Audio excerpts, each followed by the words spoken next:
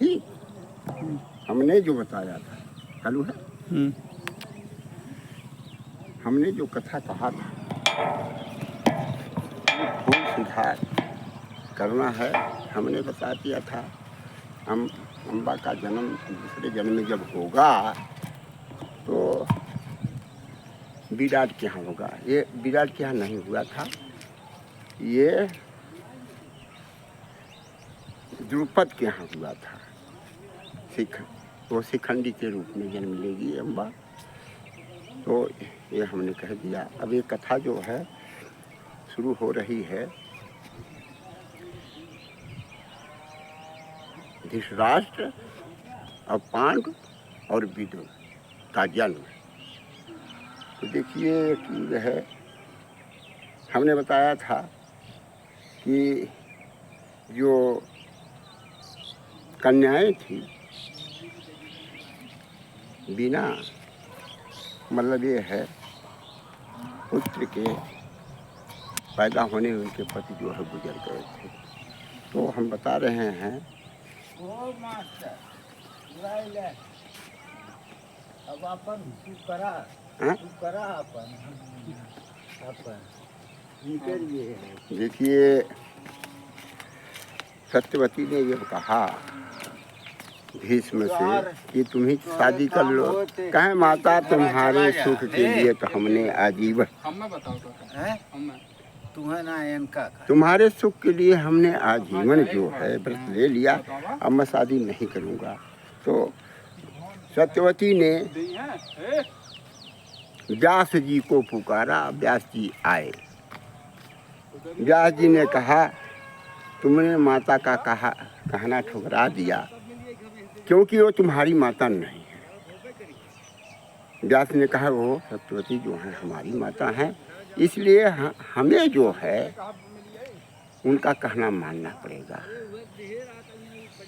तो उन्होंने कहा, सत्यवती से कहा कि माता देखिए, ना ही बनबे राजा हम ना करब सगाई, लेकिन माता संतति के करब हम उपाय।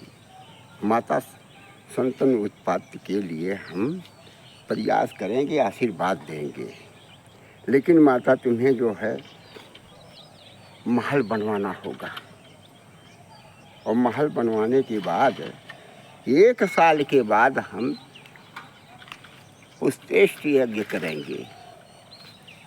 लेकिन सत्यवती ने कहा नहीं बेटा, बहुत जल्दी है, क्योंकि राज सूना है, कोई संतान नहीं है, इसलिए तुम्हें यह कार्यक्रम जो है जल्दी कर देना है। तो माता के कहने पर उन्होंने कहा चलो, लेकिन एक चीज़ है अशुभ होगा। इसी समय कह रही हो अशुभ होगा। तो उन्होंने रंगशाला बनवा दिया। और उसने कहा, व्यास जी ने कहा तुम अपनी बहुओं को, बड़ी बहू को भेजिए पहले हमारे पास, हम आशीर्वाद देंगे। बड़ी बहू जब गई, अंबिका जब गई तो व्यास जी में बड़ा तेज था। और उस तेज के कारण अंबिका ने अपनी आंख को मूंद लिया। अब इसके बाद वो डर गई। तब इसके बाद वो बाहर जब गई तो सत्यवती ने पूछा क्या समाचार है बेटा, क्या समाचार है। उन्होंने कहा माता अनिष्ट हो गया।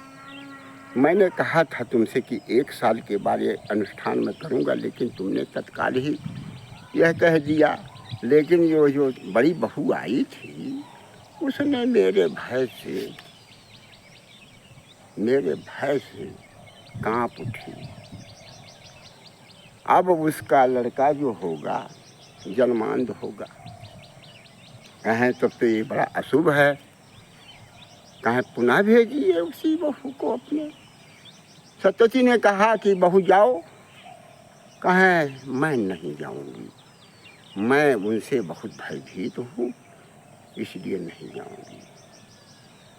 तब उन्होंने दूसरी बहू अम्बालिका को वहाँ भेज दिया।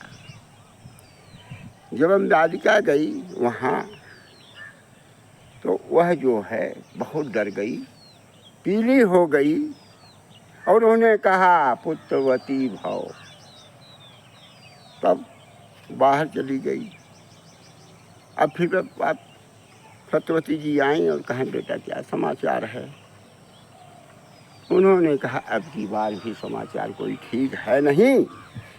जो लड़का पैदा होगा वो पांडु रोग का मरीज होगा, उसका नाम पांडु होगा। इसके बाद फिर उसको कहा कि देवी एक बार फिर चली जाओ, ऋषि के पास एक बार फिर चली जाओ। उसने कहा मैं नहीं जाऊंगी। तब दासी जो थी वह गई, अपना सफ़ेद कपड़ा में गई, बड़े सात्विक विचार से गई, भक्ति रूप में गई। अब इसके बाद उन्होंने जब देखा तो वो डरी नहीं, खुश हुई। तो उसने कहा, व्यास जी ने कहा पुत्रवती भाव। तो इसके बाद बाहर चली गई। कहें हाँ बेटा क्या समाचार, कहाँ है आपकी? तो आ गई थी दासी, मैंने उसे भी आशीर्वाद दिया। अब एक चीज़ है, जो बड़ी आपकी बहू हैं धृतराष्ट्र जो हैं पैदा होंगे लेकिन जन्मांध होंगे, और अम्बालिका जो दो छोटी बहू हैं उससे पांडु पैदा होंगे, वो भी मरीज होंगे, पांडु रोग के मरीज होंगी। लेकिन ये चीज़ है, और जो दासी आई थी वो सात्विक विचार से आई थी, इसलिए उसका जो पुत्र होगा सात्विक विचार का होगा, भक्त होगा, तो उसका नाम विदुर होगा। हाँ, इसके बाद जो है ये उनकी कथा जो है, ये धृतराष्ट्र, पांडु और विदुर की कथा यहीं पर समाप्त होती है। धीरे धीरे बच्चे जो हैं बढ़ने लगते हैं, सयान होने लगते हैं। हाँ, कुछ ही दिन के बाद सयाने हो गए। अब भीष्म को धृतराष्ट्र के शादी की चिंता हुई। उन्होंने सोचा लड़का जो है, बड़ा लड़का मेरा सयाना हो गया है, इसकी शादी कर दी जाए। और इसके बाद वो अपना रथ चला करके, भीष्म अपना रथ चला करके गए, गांधार देश में गए। वहाँ का राजा जो है इनको देखा तो बड़ा सत्कार किया और कहा राजन कैसे आना हुआ। कहें आप जानते हैं कि हमारे बच्चे जो हैं सयाने हो गए हैं, शादी की योग्य हो गए हैं। आपकी लड़की जो है ये सयानी हो गई है, गांधारी शिव भक्तिनी है, इसलिए मैं सोच रहा हूँ वो बड़े लड़के की शादी जो है आपकी लड़की से हो जाए। राजा बहुत चिंतित हुए और उन्होंने कहा कि राजन आप पांडु के लिए क्यों नहीं कहते। कहा अरे पांडु तो छोटा है ना, पहले हम बड़े लड़के की शादी करेंगे, इसके बाद छोटे लड़के की शादी करेंगे, लेकिन करेंगे तो हम पहले बड़े लड़के की शादी करेंगे। हाँ, इसके बाद राजा का लड़का जो था शकुनी था, वो आया, विनती किया कि आप जो हैं इस प्रस्ताव को पांडु के विषय में मान लें। कहा पांडु की शादी नहीं होगी और इसके बाद इसी धृतराष्ट्र की शादी होगी। गांधारी अंदर थी और वो है आई। कहा पिताश्री शादी मेरी हो रही है और प्रस्ताव आप कर रहे हैं, आप केवल रूप को देकर ही ये वर्ण कर रहे हैं, लीजिए। जैसे हमारे पतिदेव जो हैं जन्मांत हैं तो लीजिए, मैं भी अपने आँख पर पट्टी बांध लेती हूँ, न वो मेरा मुँह देखेंगे न मैं उनका मुँह देखेंगे। इसके बाद क्या होता है, राजा ने कहा, अरे बेटा शकुनी, जाओ गांधारी को भेज दो, इसके यहाँ भेज दो।